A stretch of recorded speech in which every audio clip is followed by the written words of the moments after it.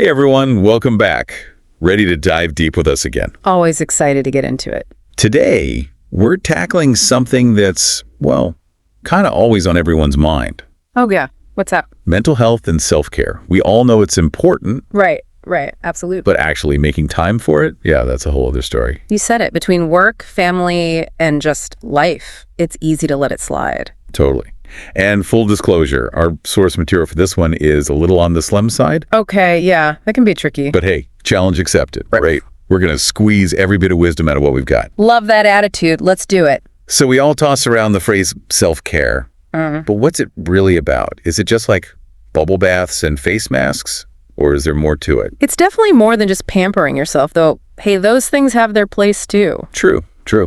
Can't deny a good face mask every now and then. Exactly. But at its core, self-care is about being intentional about things that support, well, you. Support you, as in? Your mental well-being, your emotions, even your physical health. It's all connected. Okay, so it's a whole package deal. Mind, body, spirit, the whole shebang. Exactly. And it doesn't have to be this big, complicated thing either. Oh, thank goodness. Because some days, just changing out of my pajamas feels like a major accomplishment.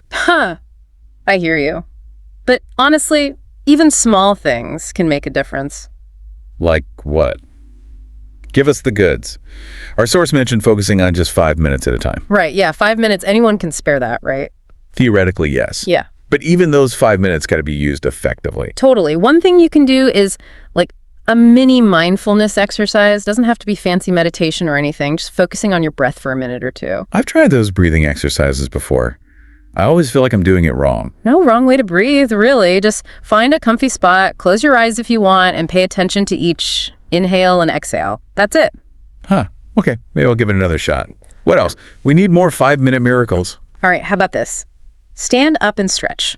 Or even a quick walk around the block, especially if you're at a desk all day. Oof, my back is screaming for that right now. Sitting all day is brutal. Plus, getting your blood flowing helps you think more clearly, too. Wins all around. Okay, those are good for a quick reset, but let's get real for a sec. Those 5-minute fixes, they kind of feel like putting a Band-Aid on a bigger issue. You're hitting a crucial point. Self-care isn't just about quick fixes. It's about building a sustainable routine. A routine, huh? Sounds kind of daunting. Like adding another to-do to my already overflowing list. Think of it more like, how about this? A rhythm, something that flows naturally with your life. Okay, a rhythm, I like that better. Less rigid, more, organic. Exactly. And the key to finding that rhythm is figuring out what stresses you out in the first place. So, knowing your triggers makes sense. If you know what drains your energy, you can find ways to recharge. Right. Maybe it's a crazy schedule or a certain type of project at work, or even just too much screen time. Oh, the screen time struggle is real.